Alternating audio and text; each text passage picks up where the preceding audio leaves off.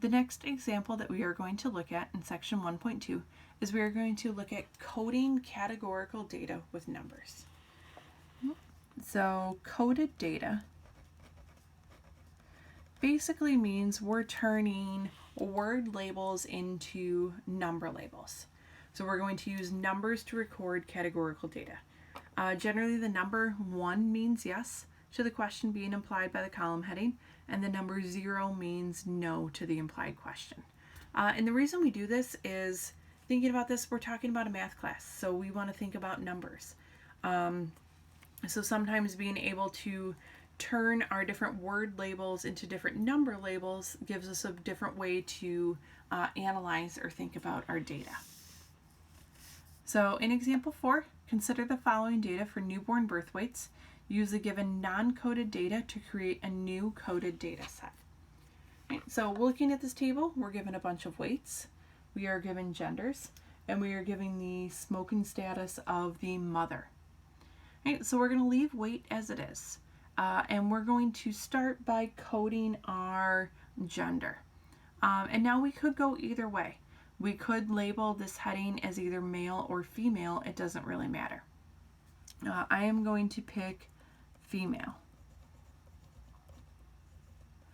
Right, so in this case, a female, if we use that as the heading, that means that a 1 is going to be yes. So the weight is going to come from a female baby, a newborn. And then if we put a 0, that's going to be no. So that means it's going to come from a male. So our first weight, 7.69, is from a male. That's a no. So that's a 0. The next one is also male, also a 0.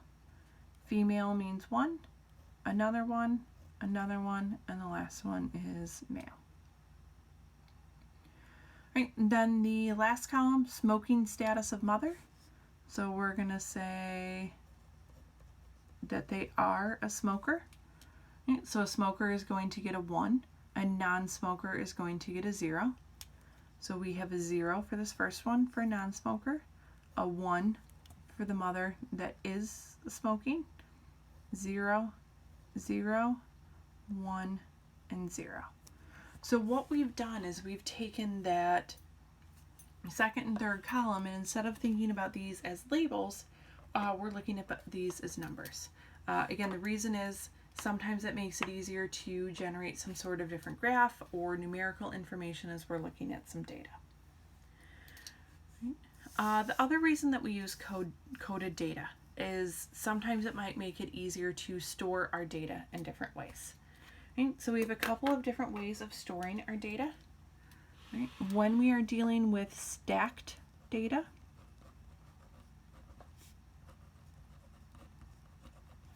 right, each row represents one individual. And then if we have unstacked data,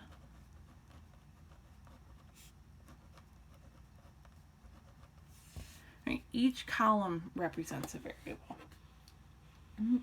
So do we have each row represents one individual, or each column represents a variable? And this kind of is a confusing definition until we actually kind of see it in practice, which we're going to do so in our next example that we're going to look at.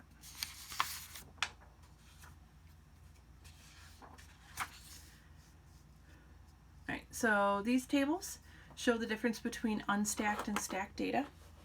Okay, so in our unstacked data, each of these values represents a different person, right? So each column represents a variable, and each different data value represents a different person. Where in our stacked data, right, stacked data means each row represents one individual. Right? Here, each entry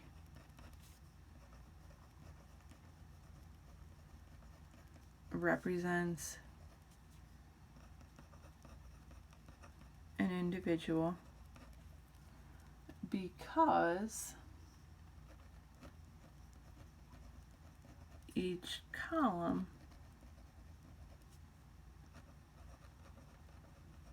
represents a variable.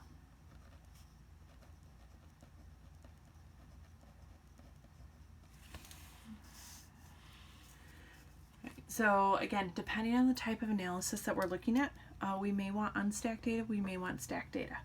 Right? It's really kind of depend as we continue to go through different examples throughout this semester. This isn't something huge that we're going to talk about after we get out of this section, but it is worth mentioning. So kind of keep this in mind, keep the idea of coded data in mind. A lot of this first chapter, again, we're thinking about vocabulary, things that are going to show up a lot of different places. The unstacked versus stacked data is not necessarily one of those things, but we don't want to leave it out completely, so we do talk about it just a little bit. All right, so let's look at one last example, kind of using this idea of coded data, uncoded data, stacked data, unstacked data, and kind of put all of this together for this section. So using a sensor worn around her wrist, Safa recorded the amount of sleep she got on several nights. She also recorded whether it was a weekend or a weeknight. For the weekends, she recorded in hours 8.1 and 8.3 hours. For the weeknight, she recorded 7.9, 6.5, 8.2, 7.0, 7.3. Write these data in both stacked and unstacked format. So when we're looking at our unstacked format, that means that each different number that we see is going to represent a different data value. So we're going to separate this into weekend and weeknight. Right, so our values for weekend, 8.1 hours, 8.3 hours. For weeknights, we have 7.9, 6.5, 8.2. That should be 7.0. Lost my decimal point there. And then 7.3. If we're doing stacked data, then each different day is going to be represented by a different line. So we're going to make a list with time, and then we're also going to code this. So we're going to say whether or not it is the weekend. Right? So this data is also going to be coded. All right, so our times, we're going to list these, each individual value in a different row. 8.1, 8.3, 7.9, 6.5, 8.2, 7.0, 7.3.